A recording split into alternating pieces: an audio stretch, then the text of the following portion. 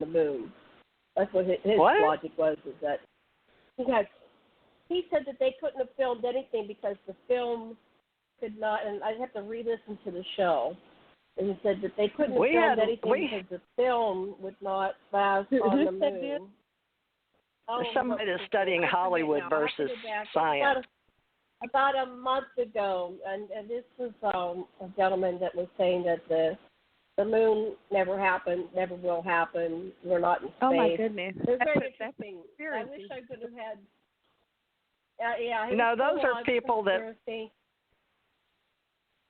There's a lot of people that believe a lot of the Hollywood stories. But what happens is, in this dimension, the way I understand it, there is the inside, like the Matrix programming from the governments, the world banks, or whatever you want to say. And so the level of intelligence that happens depends on how they were indoctrinated, based on usually where they're born on the planet and how they're brought up in their cultures. So there's all type of culture wars. But here in America, after World War II, during the well, back in the day, back when all these different, we'll go into alien ancient history, all the worlds knew about the empires that came and went. And we go back to, all the different deluge stories, 7 to 10 of them, and all the ancient. So it depends whether you want to believe fire clay tablets were real, and then how we believe in what history's been here as far as it's been translated correctly. But now we're finding all the pictures of the dinosaurs and men's feet, walking with dinosaurs and stuff. So we're finding a lot that we thought one way, and how men that won the wars, if you go back to the study of wars on the planet, it all came from extraterrestrial gods anyway.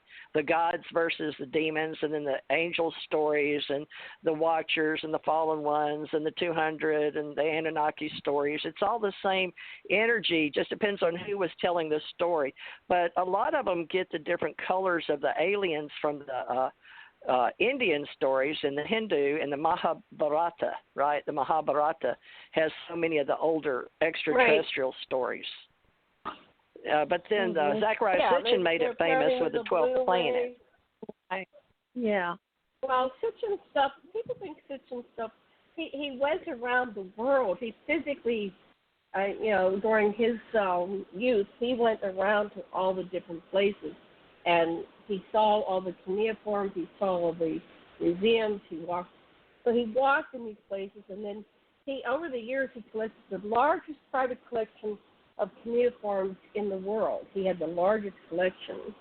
And so then he had all the time in the world to spend with these cuneiforms, and he knew how to translate, so but there were other people translating, Kramer, most of the major universities had their digs, and they were coordinating information, and then the computer era came along, so now there's a number of websites. Well, look at the Catholic Church, too.